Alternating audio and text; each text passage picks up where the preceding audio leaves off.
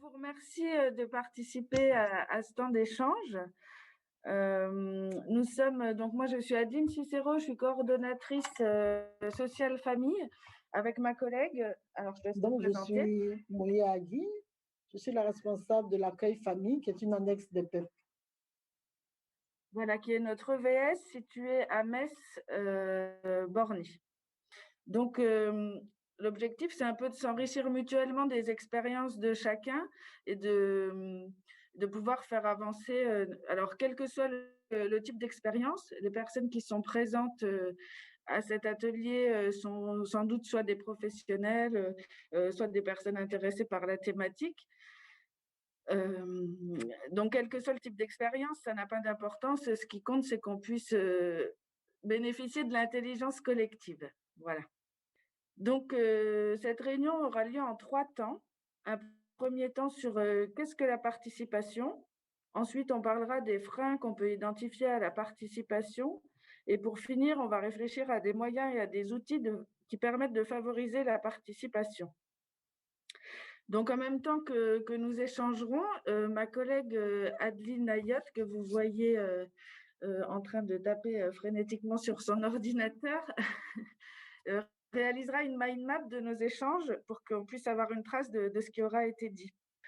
Moi, je me sens un petit peu comme une traductrice à chaque fois dans la participation entre les habitants, entre les pouvoirs publics, entre les élus qui décident, etc.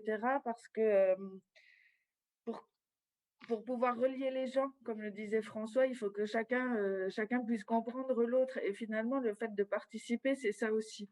Et c'est ça aussi le fait de demander un peu les représentations de chacun. Alors là, c'est vrai qu'on a un groupe assez, enfin, pas très hétérogène finalement. Donc forcément, c'est les mêmes choses qui reviennent, mais quand on le fait avec des groupes de milieux sociaux, de cultures différentes, ce genre d'outil là, d'avoir recours à un objet ou quelque chose comme ça peut vraiment permettre de débloquer la parole et de. Donc en fait, c'est un agrément qu'on a obtenu de la CAF et dans le cadre de cet agrément, il fallait revoir la gouvernance finalement de l'accueil famille. Et dans ce cadre-là, quand on a pu travailler sur ce projet d'espace de vie sociale, on a toujours échangé avec les familles, on a toujours discuté avec elles, mais là maintenant, on a mis en place des commissions de travail plus poussées autour des projets qu'ils veulent mettre en place. Ils font partie du comité de pilotage, mais pas simplement pour être présents. Ils ont un droit de vote, un droit de décision, un droit de choix, et ce qui n'était pas le cas avant. Si je peux me permettre, avant, ils étaient adhérents à l'accueil famille. Ils venaient, ils payaient une adhésion, ils participaient aux ateliers, aux activités que l'accueil famille proposait. Maintenant, c'est un engagement. La participation est presque pleine, on va dire, parce que c'est un engagement des familles.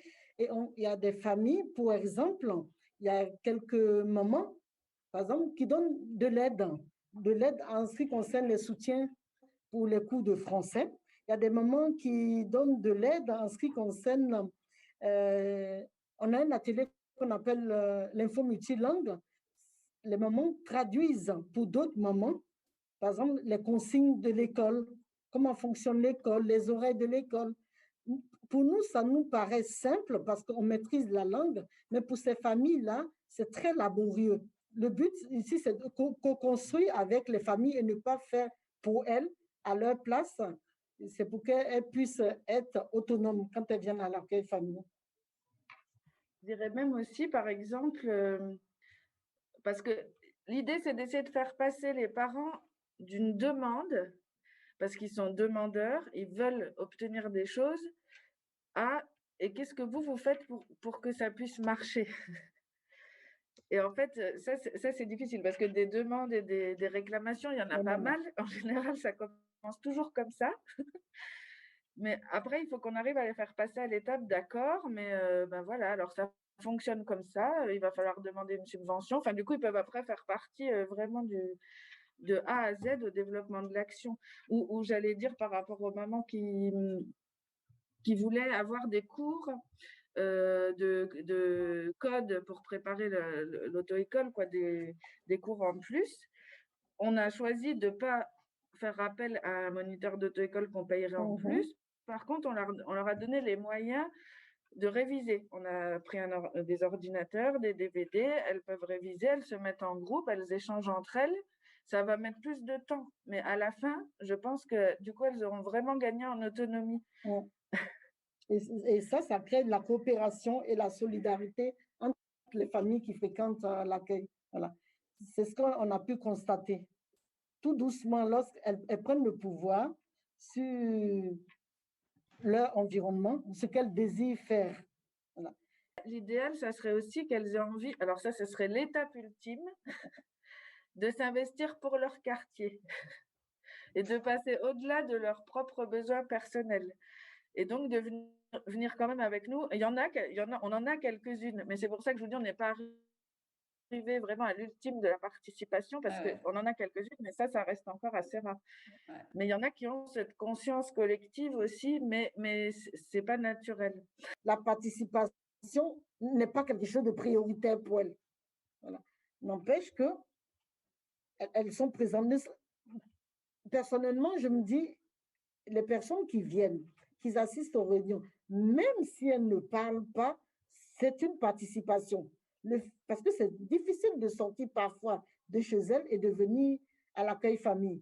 Le fait de venir, même de ne pas parler, c'est une forme de participation. Et ça, c'est quelque chose qu'on doit valoriser pour ne pas que ça soit un frein à la participation. Oui, parce que les femmes dans les familles, elles sont quand même beaucoup, beaucoup sollicitées. Elles sont tout le temps en train de participer, tout le temps en train de faire. Et venir s'asseoir, c'est des fois aussi là, ne rien dire, c'est aussi des fois faire une pause, faire un break, et elles ont besoin aussi de ça. Il faudra des fois du temps je pense, pour qu'elles puissent aller au-delà de l'apaisement qu'elles trouvent rien qu'à venir. Oui, c'est ça, ça dépend de leur envie aussi. Enfin, voilà. Et puis de Parce la qu'en fait, on ne mobilité. décrète pas, c'est ça, on ne décrète pas la participation. Donc, on est bien obligé d'être patient et de faire avec. On met les outils en place, on met les moyens, on laisse la possibilité. Mais après, si les gens ne s'emparent pas, on ne peut pas les forcer, quoi. Donc, un frein, c'est d'être trop pressé. Oui, c'est ça, il ne faut pas être pressé. Ouais. Il y a des personnes qui tout doucement se transforment sans parole. Ne serait-ce que dans le vestimentaire, dans leurs actions. Par exemple, des femmes qui prennent des cours de français et par la suite trouvent des petits boulots, par la suite s'inscrivent au cours de la route.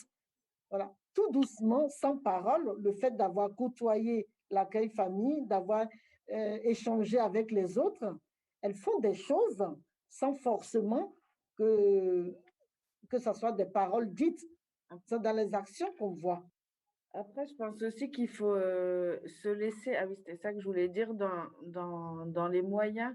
On peut avoir nous-mêmes des freins des fois, parce qu'il faut se laisser bousculer en tant que professionnel. Et ça, c'est pas forcément évident. C'est-à-dire que parfois, nous, on aurait bien une idée de faire un super projet qui va passer super bien, enfin un truc bien ficelé, bien réfléchi, qui serait vraiment le truc qu'on nous demande de faire. Enfin, et les familles, pas du tout. Donc, du coup, c'était par rapport, mais on pourra vous les transmettre aussi comme ça. Donc, c'est un petit résumé de nos échanges dans une mind map. C'est aussi un outil qu'on utilise souvent quand on travaille avec les familles.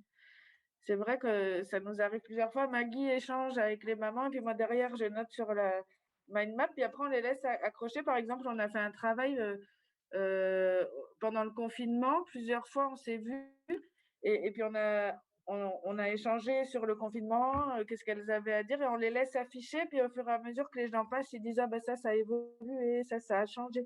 Donc c'est un bon outil aussi pour la participation.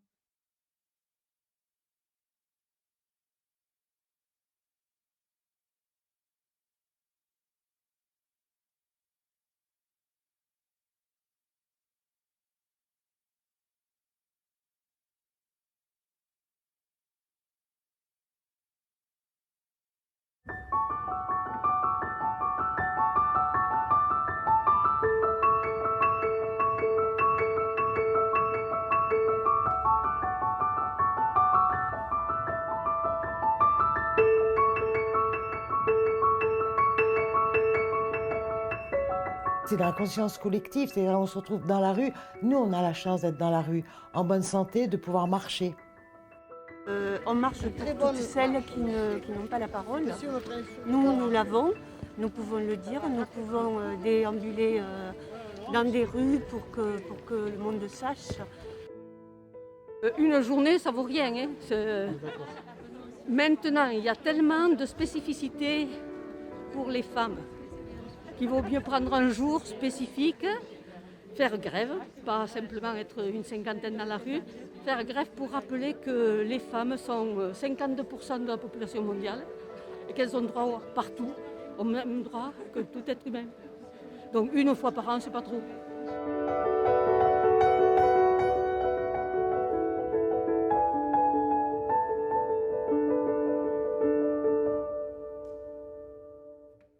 Je suis Brigitte Stalter, cofondatrice de Volonté de Femmes en Ariège, donc c'est en 1995. Cette association est née par la Volonté de Femmes, un peu la même situation, seule souvent récemment avec des jeunes enfants, sans emploi, sans matelas financier confortable, sans amour, sans. Alors les femmes dans sa globalité, ça peut être par le biais d'ateliers, des ateliers collectifs, voilà, pour qu'il y ait vraiment une dynamique de groupe. Et ces ateliers sont quand même assez ouverts dans le sens où chaque personne trouve forcément ce qu'elle a besoin, puisqu'il y a aussi bien des ateliers sur la créativité, des ateliers sur le bien-être, des groupes sur l'écoute, sur des thématiques particulières. Donc c'est vrai qu'on a quand même beaucoup d'outils à l'association et forcément la personne qui vient ici peut trouver l'outil qui lui correspond. Pour moi, c'est important d'être aujourd'hui aux côtés des femmes dans l'Ariège parce que la question du droit des femmes est parfois pas assez mise en avant, je trouve. Et donc, c'est important qu'on soit aujourd'hui à Pamiers avec des couleurs visibles pour bien signifier aux hommes qu'on existe et que c'est très important pour nous d'être là aujourd'hui, et pas uniquement aujourd'hui, mais tout au long de l'année aussi. La femme en général, ça fait des décennies, ça fait des siècles qu'elle se bat pour certains droits. La femme a toujours à se battre pour aller voter, pour se faire reconnaître. Là où un homme est bon, il faut que la femme soit exceptionnelle. Malgré tous les problèmes qu'il y a, qu'elle subisse tout ce que subit un homme, y compris l'emprisonnement. Et qu'elles subissent en plus les violences faites aux femmes, conjugales et autres, comme les autres. Oui, c'est de la conscience collective, c'est-à-dire on se retrouve dans la rue. Nous, on a la chance d'être dans la rue, en bonne santé, de pouvoir marcher. Tout le monde ne l'a pas. Bon, je parle, que ce soit en France ou dans d'autres pays où c'est interdit aux femmes de manifester dans la rue. Bon, nous, on peut se montrer, on peut danser, on peut parler, on peut chanter, on peut crier. Pour moi, ça rappelle qu'au jour d'aujourd'hui, même si on est en 2021, tout n'est pas acquis en fait pour la femme. On propose également des ateliers d'autodéfense où on va travailler à la fois sur la capacité qu'une femme a à se défendre elle-même, et Dieu sait qu'elles en ont, mais également de travailler sur l'estime de soi-même. Et donc ça, c'est important. Et on le fait en groupe, bien sûr. Voilà, on n'est pas catalogué non plus que femmes victimes de violences. Et ça aussi, déjà, c'est un plus au niveau de l'association, parce que la personne, elle va franchir la porte des fois pour venir à un atelier, alors qu'elle est victime de violence, mais ça va être sa manière à elle de rentrer au sein de la structure, de voir qui est là, qui s'en occupe, et après de pouvoir verbaliser certaines choses. Voilà, c'est quand même une sacrée porte d'entrée. Le but, c'est justement de les rendre actrices et acteurs. Quand les personnes viennent ici, c'est d'être après en autonomie. Elles ont besoin d'une aide, on va dire, à un moment de leur vie, et l'objectif, c'est justement de leur donner les ressources nécessaires.